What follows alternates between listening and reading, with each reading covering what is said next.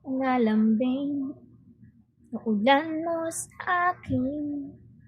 Yo, binabaha na ako ng iyong mga galingo.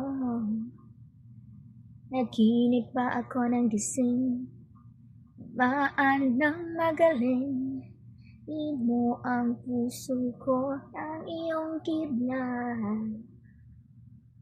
Na pag-ibig ng kidlat. Tahimik na naghihintay, lamang ginulay.